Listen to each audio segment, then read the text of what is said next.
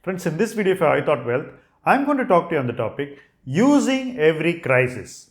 A few weeks back, none of us would have expected that there would be a war and the markets would crash so much. We have seen selling in frontline stocks.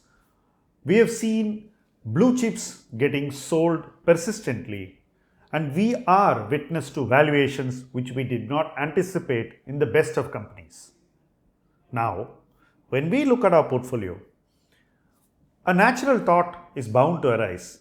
What we own is qualitatively probably not as great as what we would buy today if we had the same money. Assume you have a portfolio of 100 rupees. If you had that 100 rupees today, you would form a very different portfolio.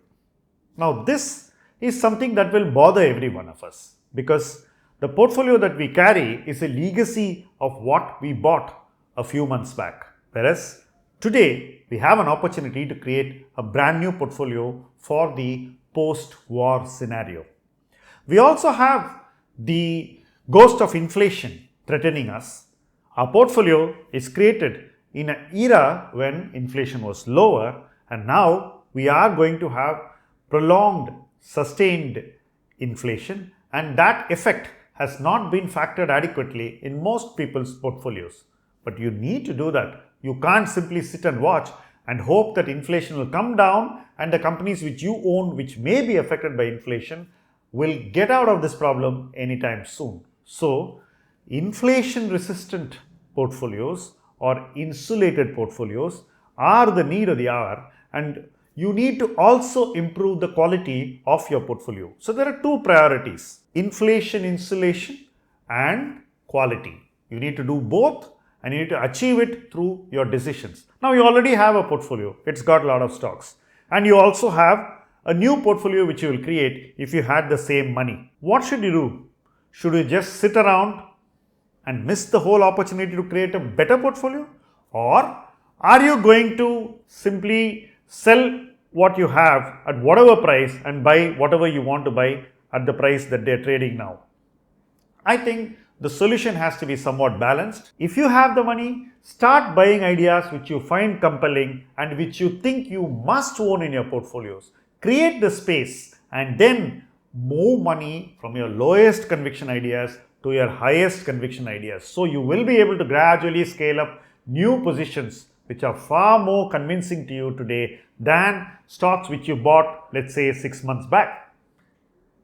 I'm not suggesting that you sell all that you bought 6 months back, but in what you bought 6 months ago or which you're holding from the past, some of the ideas may look less appealing to you, and you may feel that the prospects today are not as good as they were a year ago. In some, you may feel that the prospects have diminished significantly.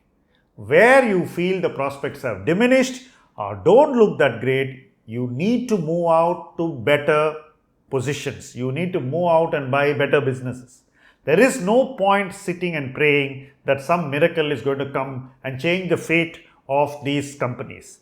In a bull market, you tend to buy mediocre companies. The bear market gives you the opportunity to move towards superior companies, and that is what this war has given us, an opportunity to move from ordinariness to a better place, and that is an opportunity that's too good to miss. Every one of you must make this shift, and I say this from experience. In the bear market of 2009-10, I made this shift and moved out of businesses which were legacy portfolio holdings of 2008 bull market into a completely new portfolio over a period of 1 or 2 years. The bear market gave me the opportunity to seed new ideas and then grow those positions. Conviction is best built when nobody wants to buy stocks, because then our choices are wider, we can pick better stocks, and we can also get rid of more ordinary stocks. So this whole churn is something which can happen best if it starts when the markets are at a bottom. And this market is a godsend. Thank you for watching this video.